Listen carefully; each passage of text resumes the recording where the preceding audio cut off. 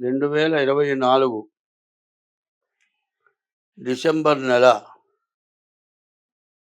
8వ రాశి వృశ్చిక రాశి ఫలితాలు. మేష వృశ్చికయోర్భౌమః. మేష వృశ్చిక రాశులకి కుజుడు అధిపతి. అయితే ఈ రాశికి గురువు, శుక్రుడు బాగున్నారు, కేతువు బాగున్నాడు. గురువు, శుక్రుడు, కేతువు ఈ 3 గ్రహాలు మాత్రం బాగున్నాయి. అసలు ముందుగా ఈ రాశులు ఏమిటి, గ్రహాలు ఏమిటి, ఈ లగ్నాలు ఏంటి, గోచారం ఏమిటి, అది మనం ముందు తెలుసుకోవాలి. ప్రతివాళ్ళు కూడా గోచారరీత్యా చెప్పిన తర్వాత నా పేరుని బట్టి చెప్పండి అంటున్నారు. అని నా పేరు వెంకయ్య అండి, ఏ రాశి వస్తుంది, నా జాతకం చెప్పండి అని అడుగుతున్నారు. అది పూర్తిగా తెలియక అట్లా అడుగుతున్నారు. ఇది ఎట్లా వస్తుందో చెబుతాను ఒకసారి. ఇంతకుముందు ఎప్పుడు చెప్పలేదు, కొంతమంది అడుగుతూ ఉండటం వల్ల ఇది తప్పనిసరిగా చెప్పాల్సి వస్తుంది. నక్షత్రాలు 27 నక్షత్రాలు. అశ్వని దగ్గర నుంచి రేవతి వరకు నక్షత్రాలు 27 నక్షత్రాలు. ఈ 27ని 4 పెట్టి హెచ్చ వేస్తే 108 వస్తుంది. 27 4లు 108. ఇప్పుడు ఏ దేవుడు పూజ చేసినా అష్టోత్తరం పూజ అంటారు. 108 నామాలతో పూజ చేస్తున్నాం. అట్లాగే ఈ 27 నక్షత్రాలకి 108 పేర్లు ఉన్నాయండి. ఈ 108 పేర్లే కాకుండా రాసులు 12 ఉన్నాయి. ఈ రాసులు 12ంటిలోకి కూడా ఈ 27 నక్షత్రాలను ఎట్లా పంపించాలి? ఇవేమో నక్షత్రాలు 27 అయిపోయా, రాసులేమో 12 అయిపోయా. మరి ఎట్లా మార్చాలి అంటే 27ని 9 చేత భాగిస్తే 108 వచ్చింది. ఈ 108 12 పెట్టి భాగిస్తే 9 భాగాలు కలిసి ఒక్క రాశి వచ్చింది. అశ్విని నక్షత్రం వచ్చిందండి, 4 భాగాలు, భరణి 4 పాదాలు, కృత్తిక పాదం. ఈ 2 నక్షత్రాలు 2 4 8 9 భాగాలు కలిస్తే మేషరాశి అయింది. అట్లా 108 పాదాలను బట్టి ఈ రాసులు వచ్చినాయి. అయితే ఈ 108కి కూడా ఇంకా 108 కలవాలి. 108 అంటే సహస్రం అంటారు, 1000 అంటారు. ఈ 1000 రకాల జాతకాలు ఉన్నాయి.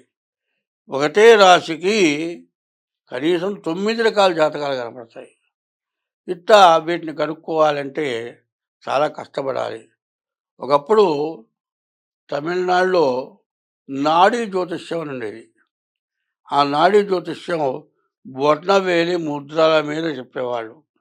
ఇప్పుడు అది కూడా చెప్పలేకపోతూ ఉన్నారు. అది ఆ విద్య కూడా తగ్గింది. అట్లాగే ఇది 1000 రకాల జాతకాలు ఉన్నాయి. ఈ 1000 రకాల జాతకాల్లో రకరకాలు కలుస్తున్నాయి. వీటిని చెప్పాలంటే అక్షగా భగవంతుడే నవగ్రహాలు, నవగ్రహాలే భగవంతుడు. ఏమంటే గుళ్ళో పోతే పూజ చేయాలండి, అష్టోత్తరం చేయమంటావా, సహస్రం చేయమంటావా అంటారు. అష్టోత్తరం అయితేనేమో 108, సహస్రం అయితే 1100. ఇది ఇట్లా వస్తుంది. కాబట్టి ఇది దైవానికి, నవగ్రహాలకి, రాసులకి ఎటువంటి తేడాలు లేవు అనేది ముందుగా తెలుసుకోవాలి. ఏమంటే గ్రహ పూజ చేస్తుంటే దేవతా పూజలు ఎందుకని అడుగుతారు. దేవతా పూజలు, నవగ్రహాల పూజలు అన్నీ కూడా కలిసే ఉంటాయి. ఇప్పుడు బుధుడు ఉన్నాడండి, బుధుడికి అధిదేవత విష్ణుమూర్తి. మరి అట్లాగే కర్కాటక రాశికి చంద్రుడు అధిపతి, చంద్రుని పూజ చేయాలి. మరి సింహరాశికి రవి సూర్యుడు అధిపతి, సూర్యుని పూజ చేయాలి. కన్యారాశికి బుధుడు అధిపతి, బుధుడికి అధిపతి విష్ణుమూర్తి, విష్ణుమూర్తిని పూజించాలి. ఇట్లా రకరకాలు ఒక్కొక్క గ్రహానికి, ఒక్కొక్క పాదానికి ఒక్కొక్క దేవత ఉంది. ఆ దేవతను ఆరాధించాలి, ఆ దేవతను పూజ చేయాలి. ఇట్లా వచ్చిన ఈ రాసులు. కానీ ఇది పూర్తిగా తెలియక 3 రకాలుగా చెప్పాలి జాతకం. ఒకటేమిటి, జన్మ నక్షత్రం, జన్మ లగ్న రీత్యా ఒకటి. అది జ్యోతిష్యం అంటారు. ఈ జ్యోతిష్యం ఏంటి? ఈ జాతకం పుట్టిన టైము దాన్ని బట్టి చెప్పేది. రెండోది హస్త సాముద్రిక అంటారు. అరిచేతుల్లో రేఖలు చూసి చెప్పేది హస్త సాముద్రిక. ఇవన్నీ కాకుండా నీ యొక్క స్వరూపాన్ని బట్టి దేవతా పూజలున్నాయి. దేవతా పూజలు చేసేవి ఉన్నాయి. ఇవన్నీ కూడా ఒక్కోడంటాడు నా జాతకం బాగుండలేదురా, దేవుడు నా మొహాన 3 బంతులు పెట్టి రాశాడంటారు. 3 బంతుల్లో వీడి జీవితం మొత్తం రాస్తాడు. అట్లా మొహం చూసి చెప్పే జాతకాలున్నాయి. మరి ఇవన్నీ కూడా చాలా రకాలున్నాయి. మరి నాడీ శాస్త్రం ఉంది. ఇట్లాంటి శాస్త్రాలు చాలా ఉన్నాయి. తర్వాత ఇవన్నీ కూడా చాలా తెలుసుకొని చెప్పవలసినవి. ఇవి అంత తేలిగ్గా అర్థమయ్యేది కాదు.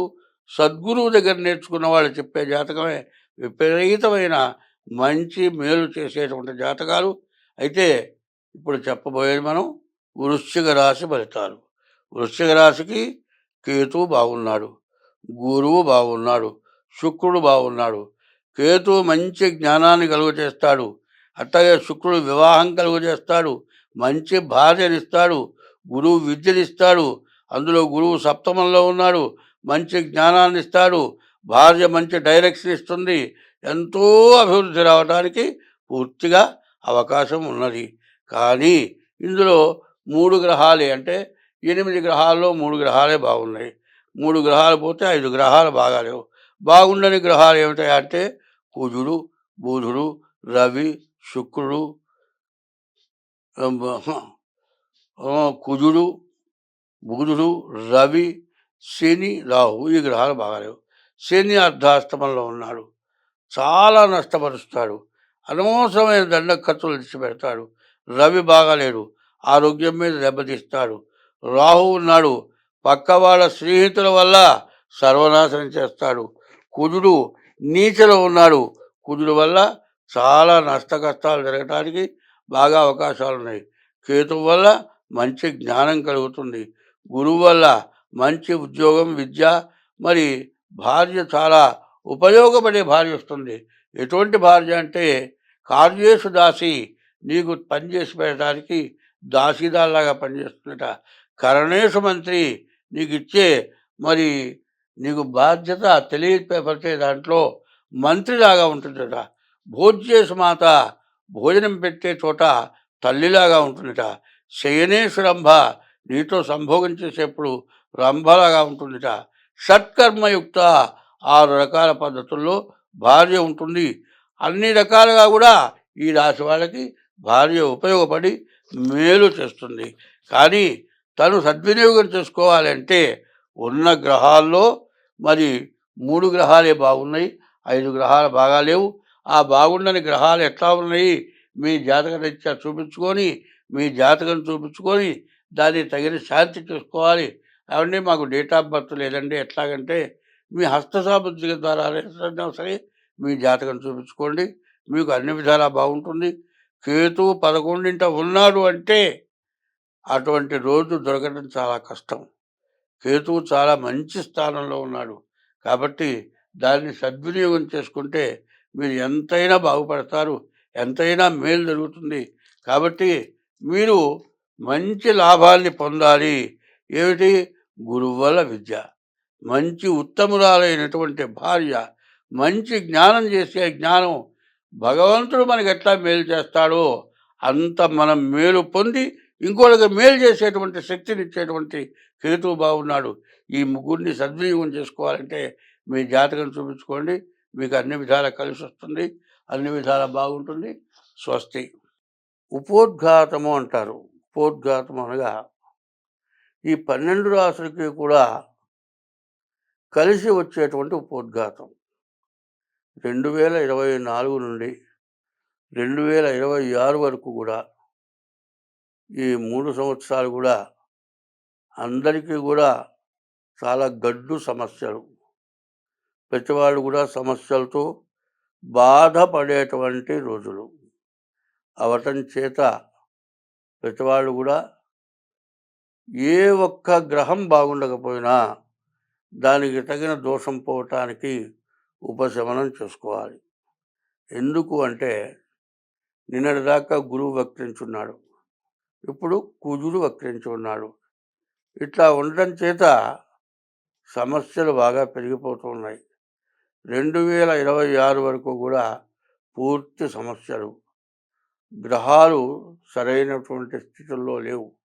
ఈ సంవత్సరం 7 గ్రహాలు పాపగ్రహాలు, 2 శుభగ్రహాలు ఉన్నాయి.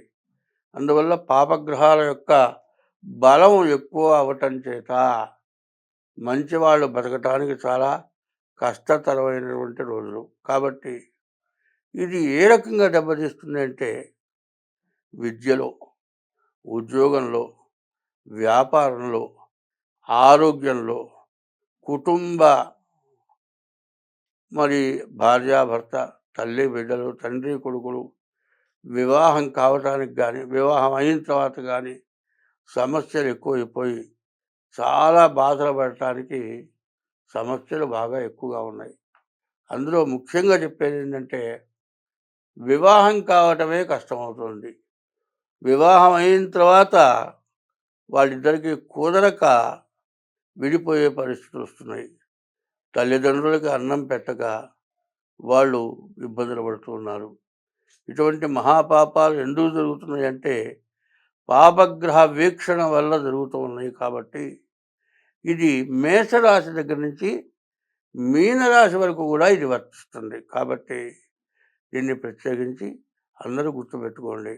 ఏమిటయా అంటే అప్పులు తీరకపోవటం, అప్పులు చేయటం, ఆస్తులు పోవటం, భార్యాభర్తలకి అనుకూలత లేకపోవటం, చదువుకునే పిల్లలకి విద్య సరిగా రాకపోవటం, చదువుకునే పిల్లలకి ఆడపిల్లలతో అనవసరమైన దుర్గతి సంబంధాలు కలగటం, ఇట్లా రకరకాలైన సమస్యలతోటి ప్రజలు బాధపడేటువంటి రోజులు 24 నుండి 26వ సంవత్సరం వరకు కూడా ఈ పరిస్థితులు బాగా ఎక్కువగా ఉన్నాయి. కాబట్టి 60 సంవత్సరాల దాకా సంపాదించిన ఆస్తి మొత్తం పోయి మరి కేర్ ఆఫ్ ప్లాట్ఫారం అయ్యేటువంటి పరిస్థితులు కూడా రాబోతున్నాయి. కాబట్టి వీటి నుండి బయటపడాలంటే ముందు మీ జాతక రీత్యా మీకు ఏ గ్రహాల దోషం, ఒక్కొక్క గ్రహానికి ఒక్కొక్క దైవ పూజలు ఉన్నాయి. అట్లాగే ఏంటంటే ఒక మరి కుంభరాశి ఉందండి, ఈశ్వరుడు. అట్లా కొన్ని రాసులకి కొంతమంది దేవతలు, అమ్మవారు, విష్ణుమూర్తి, ఇట్లా కొంతమంది దేవతల వల్ల కూడా పనులు జరుగుతాయి. గ్రహశాంతులతో పాటు దేవతా పూజలు కూడా జరుగుతూ ఉంటాయి మా వల్ల. మీకు ఏదైనా కావాలన్నా కూడా మీరు డేట్ ఆఫ్ బర్త్ ద్వారా కానీ, హస్త సాముద్రిక ద్వారా కానీ మీకున్న దోషాలు పోవటానికి అన్నీ చేయగలుగుతాం. కాబట్టి దీన్ని బాగా గుర్తుపెట్టుకోవాలి.